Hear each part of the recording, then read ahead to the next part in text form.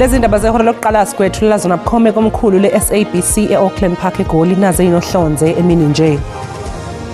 If the chairperson could grant us that opportunity to come before this commission prepared and at least for you to have sight on paper. Ubuyele phambi kwekhomishana kaMadlanga namhlanje uVusimuzi Cat Matlala kodwa ummeli wakhe utshele ikhomishana ukuthi abakulungela ukuba phambi kwesithangami sekhomishana ngenxa ukuthi akasitholanga isikhathi esanele sokuxhumana naye ngempela sonto. Omunye wabasolwa ababoshelwe icala lokubulawa bengumshayisibhakela uZolantete uvele enkantolo yemantshi yaseMdantsane namhlanje njengoba abameli bakhe bathi badinga isikhathi esanele sokuxhumana naye ngaphambi kokuqhubeka nesigcawu senkantolo.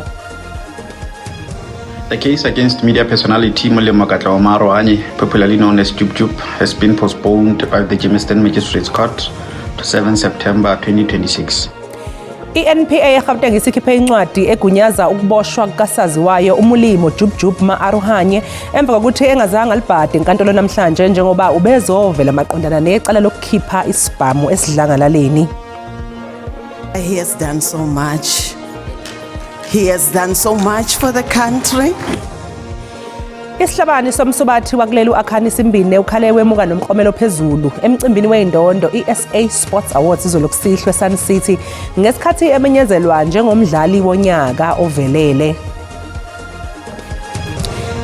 Ngibingelele mbukeli ngikwamukele indaba zehora lokuqala igama lami nguNoxolo Mamtshali wakwamwali ihlabanga lelimhlophe qwasibonga kakhulu ngokuthi uhlanganyele kanye nathi namhlanje mini asingabe sapholisa amaseko ke asingene kwezosuku.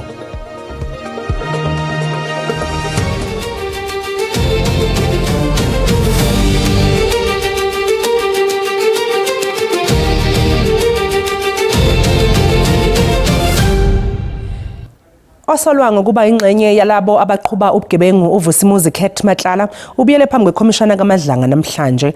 Ummeli wakhe uAdvocate Fatima Misi utshele ikhomishana ukuthi abakulungele ukuba phambi kwesithangami sekhomishana namhlanje ngenxa yokuthi akasitholanga isikhathi esanele sokuxhumana naye ngempela sonto.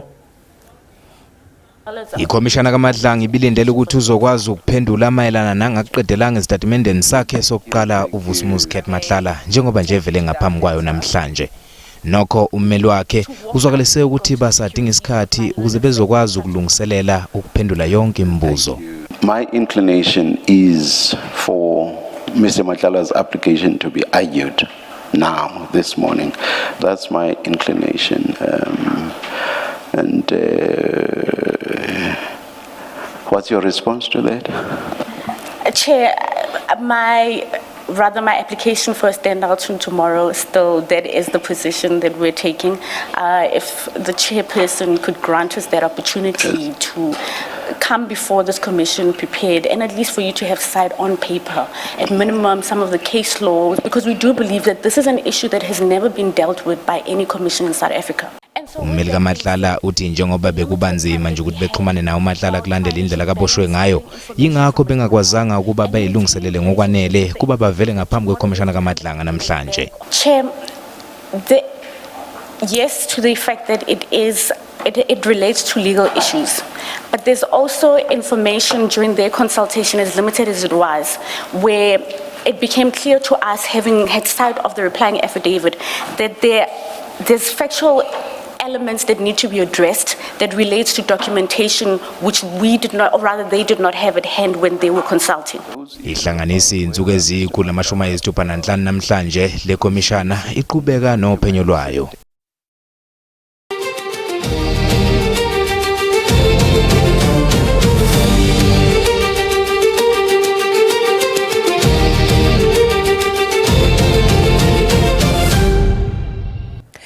I-NPA ithi sikulungele ukuqhubeka necala elibhekene nosaziwayo umulimo Jup Jup Marohanye. uJup Jup uzophinda vele enkantolo yemantshi yaseGermiston ngenyanga ezayo ngamacala okudubula nokukhomba ngesibhamu esidlangalaleni. The case against media personality Molemo Katlaho Marohanye, popularly known as Jup Jup, has been postponed by the Germiston Magistrates Court to 7 September 2026. The postponement follows his failure to appear in court citing ill health, which resulted in a warrant of arrest being issued and held over until the next court date. Marohanye faces charges of discharging a firearm in a public place and pointing anything likely to lead a person to believe that it is a firearm. the state is ready to proceed with the matter. Owesilisa oneminyaka engama-22 ubudala uvele ngaphambi kwenkantolo yemantshi yasemdantsane e-Eastern Cape ngecala lokubulala umshayisibhakela uZolani Tete ngoLwesihlanu. Ummeli walomsolwa ucele ukuthi lolu daba luxoxwe ngasese njengoba ebeke izathu zokuthi umsolwa ungumuntu ongaphilile kahle kanti njengoba ehlala kwi-wheelchair nje uzodinga ukunakekelwa kwezempilo. We would want, Your Worship, would humbly request that we adjourn if we can. Even for 5 minutes, Your Worship. We approach you in chambers, we discuss it off record, away from the cameras necessary, and then we come back to this court and we make a ruling in 5 minutes. That's all that we ask for in this minute. But as I've stated, I can't divulge it as on this live proceedings. There's no clinic, Your Worship, but it comes down to the special attendance or medical attendance, which includes his doctor and those who normally assist him within his circle. That would be the mother or a close family relative. So, as I've said, Your Worship, I can't divulge anything further than that. I would request that we discuss this in chambers, and then once you have the full insight, you can then come back to make a decision on this.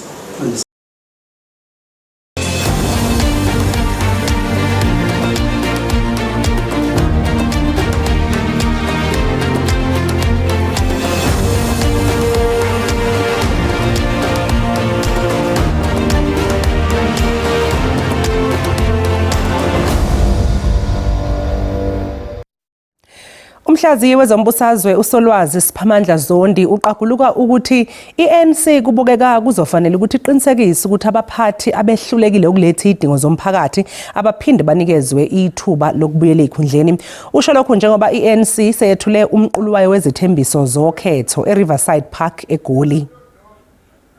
All the parties that are around they've been around since the last election in 2021 or even longer, have a tough task because they will not be measured on what they promise alone, but will also be measured on how they implemented the promises in the past. uZondi uthi ANC kuzomela isebenzise imininingwane yayo yokuqapha nokuhlola ukusebenza uma isithatha izinqumo ngokuthi yiziphi izimeya namakhansela okufanele bavunyelwe ukubuyela ezikhundleni. You can actually use your action on the current mayor. Look at the current mayor maybe of Guruleni. Look at the current mayor maybe of Titsotlana. Look at the current mayor of Machabeng. And if they have not performed, you do not even allow them to be nominated into all of that. Why?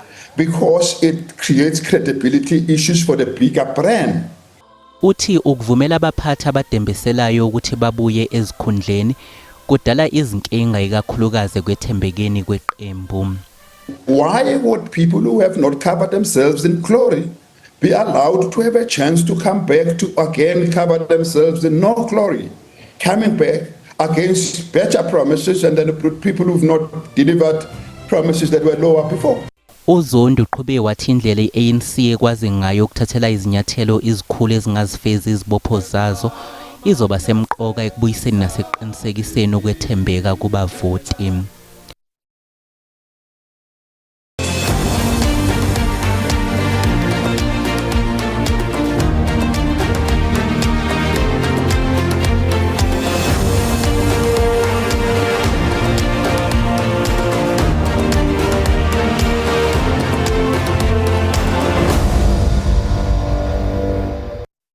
Ungqongqoshe wezobudlelwane namazwe omhlaba uRonald Lamula ubuyele phambi kwesithangambi sekhomishana ephenya ngokubambezeleka kokushushiswa kwamacala eyenzeka ngesikhathi sobandlululo iningi lawo ahlonzwa ikhomishana yamaqiniso nokubuyisana.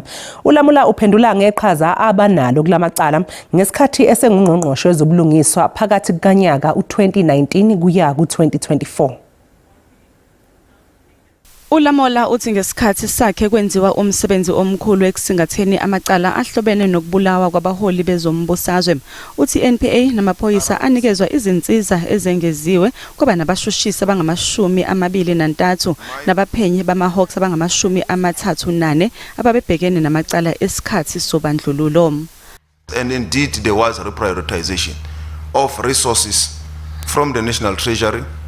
There was also that process to get further support staff for the NPA to prosecute. And then the Deputy Minister, I then delegated him and requested him to take the discussions further with the families. Ulamola uyakuphika nokuthi kwaba khona ukuxambukela kwezombusazwe. Uthi umengameli wezwe uCyril Ramaphosa akakaze amyalele ukuthi abambezele noma avimbe amacala eTRC. Anyone whom the NPA believes or the police believe has interfered with the work of the NPA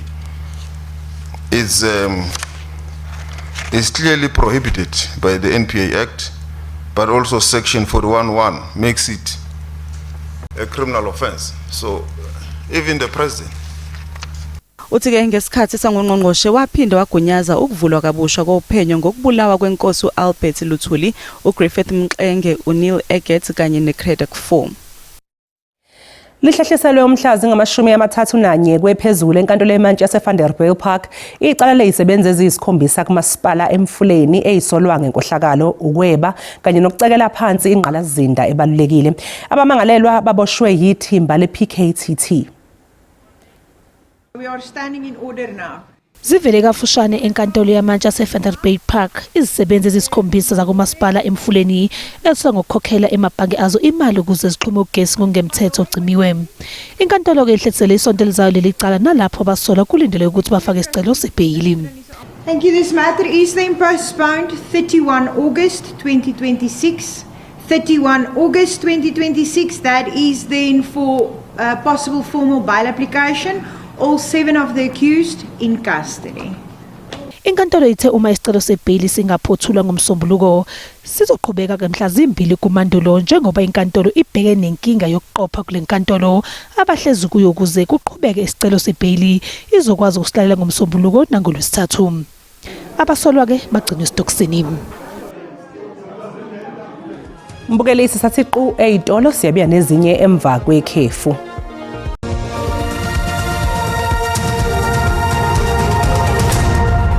Sikubingelela siphinde sikwamukele uma ngabe usanda kungena sikhumbuze mbukeli ukuthi lezi ndaba ziyatholakala ku YouTube na ku SABC Plus. Ungena kuzo uyicinge ngamagama athi SABC izindaba. Kuleli viki ku Asikhulume Let's Talk. If you look at the statistics that we have, as soon as parents get a maintenance order, 70% default. In other words, they're not paying their maintenance. He refused to support our child, even during my pregnancy. He was very abusive. Honestly, the process is very long and it's unnecessarily like a tedious process to go through. The court is not on the side of the mothers and they don't see us struggling every day. Hlanganyela kanye nathi njalo ngomsombuluko ku SABC1 ngehora le5 ntambama. Umphakathi wasesigodini iLuphisi ngaphandle nje kwasePinari esifundazweni eMpumalanga uthi sekuphela iminyaka eyishumi kungaphumi ngisho iconsi lamanzi kuMpumpi. Lo mphakathi onqume ukubhikisha ke namhlanje uthi usuzama izikhathi eziningi ukuthola usizo kuyiphathimandla kodwa imizamo yazo iphelele emoyeni. We have community members that they're not happy about what is happening currently for 10 years.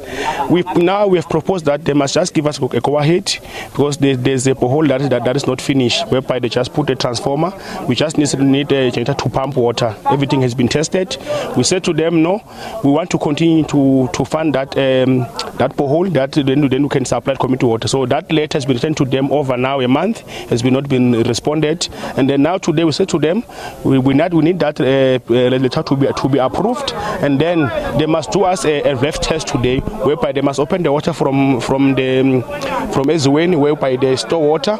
Then we can check the line. What is wrong? What is the problem? Because now if you open the water there by the main reserve, it must go to the reservoir. So we want to check now what could be the problem, so that now we can work hand to hand with them, because we are not here to fight with them, but we are trying to find a solution, because it's painful not to have access to water over a period of 10 years, but you can see your nearby neighbors, they have access of water.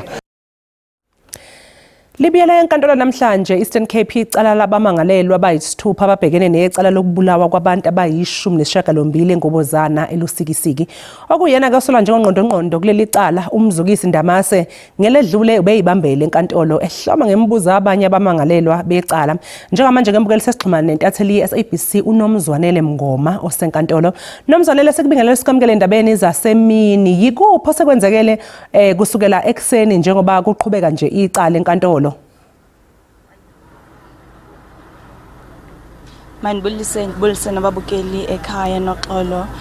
Okwangoku kubungqina obufakiweyo enkundleni okanye obuka-accused wesithathu uSiphoso Xolo Mnyekethe nongiyena ke ngoku ohlohlwa ngemibuzo ngumzukisi Ndamase.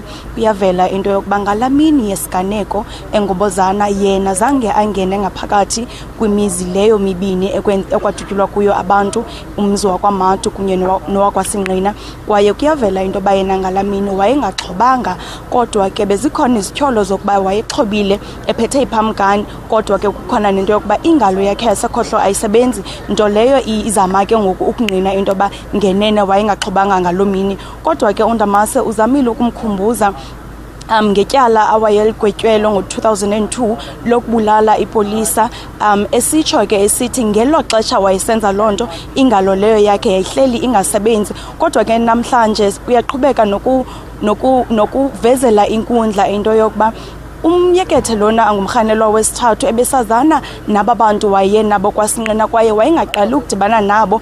Oko ke kuza noxolo emva kokuba yena ebesithi ebengabazi uye wadityaniswa nguNdamase nabo kuba efuna into yoba bayokhangela abafana baseGqubeni babulale abantu ke pha engobozana. Kodwa ke uNdamase uzamile ukuyivezela inkundla into yoba aba bantu bebesazana kwaye bebengaqali ukudibana. Kodwa ke emile umtyholwa wesithathu yena ukuba ebengabazi uye wadibana nabo ngeli xesha kufuneke benze lo msebenzi wakungobozana. Liyaqhuba ke noxolo ityala ngaphakathi, kusalindeleke into yokuba xa kubuywa kwikhefu uNdamase aqhubeke ahlohle umtyholwa wesithathu ngemibuzo. Sibonge kakhulu umbukeli lo bekuNomzwanele Mngoma ubesibikela eselusikisiki. Izakhamuzi esigodini saseMafefe ngaphandle kwaseLibuwa-Rhomo eLimpopo zithi isaqhubeka nokuthwala kanzima uma kubhekwa izimo zempilo ngenxa yezakhiwo zophahla lwetsheboya. Izimayini ezingasasebenzi nezazinezakhiwo ezazifulelwe ngophahla lwentsheboya ziletha ukukhulu ukhathazeka esimweni sempilo kuzakhamuzi zalapha. Lezi mayini zavala ngonyaka 2002 ngenxa yokubonakala zinobungozi empilweni yezakhamuzi zalapha. Izakhamuzi zithi ukuvala kwazo kuyafana nokuthi zisasebenza ngoba kukhona izinsalela zophahla lwetsheboya nokuholela ekutheni izakhamuzi ziqhubeke zigule. Amalungu omndeni wasebukhosini bakwaThobejana adlula emhlabeni solwa zona izifo ezihlobene netsheboya. Yes, it was a wake-up call to the community because we were just hearing that asbestos is very dangerous, but we were not sure. But through the death of the prince, that's where it did open us our eyes that this thing is very, very dangerous. Abezemvelo bathi kudingeka kuphuthunyiso ukulungiswa kwalendawo ukuze kuzokwehla ukugula kwezakhamuzi. Those that contracted would have it for 30 to 60 years, and the signs will only show after 60 years or so. So this illness called asbestosis is quite a killer, I would say. This asbestos is found normally in rocks in this village called Mafefe, but it has been mined for quite a long time. Unfortunately, back then, mining would not have concurrent rehabilitation. That is why you see all of these openings in the village. Umnyango wezempilo usuqalile uhlelo lokuxilongwa kwezakhamuzi zalapha njengoba umnyango ukholelwa ukuthi kuzoba nomehluko uma umnyango ungenelela. Okwamanje sekuhlolwe abantu abangama300 kusukela ngomsombuluko wangesonto eledlule.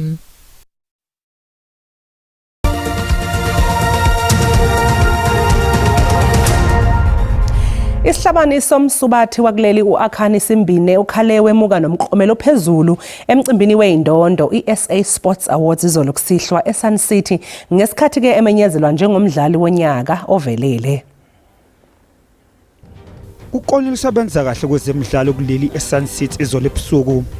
Ungqongqoshe zemidlalo uGates Mackenzie uncome kakhulu abanqobile kulomcimbi. Ukhumbuza abantu bakuleli ukuthi ezemidlalo zakho ubumbano ongakanani emphakathini. Ukhuthaze kakhulu ukuthi kwese kwiqembu lamabhokobhoko. The captain of the Springboks is a black boy from the Eastern Cape, Siyamthanda Kulisi. He's your child, he's my child. And I'm asking everyone that's an All Black supporter, you've made your point. We've heard you. But now is the time to don your Springbok jersey. This is your country. Ama-Proteas ahlonzwe njengeqembu elivelele kulonyaka. Umbhukudu Peter Kotsia uhlabana njengomdlali wesilisa ovelele wathi umsubathu Prudence Sukhodiso waqokwa njengowesifazane ovelele kodwa uAkhani Simbini owenze isibukwayo. Lo msubathu wanqoba indondo yesiliva emidlalweni yama-Olympics eParis waba umsubathu wokuqala ukugijima isikhathi esingaphansi kwemizuzwane eyishumi. Umklomelo wakhe wamukelwe ngabazali bakhe. He started this at an early age and he's growing up now. However, he has done so much. He has done so much for the country.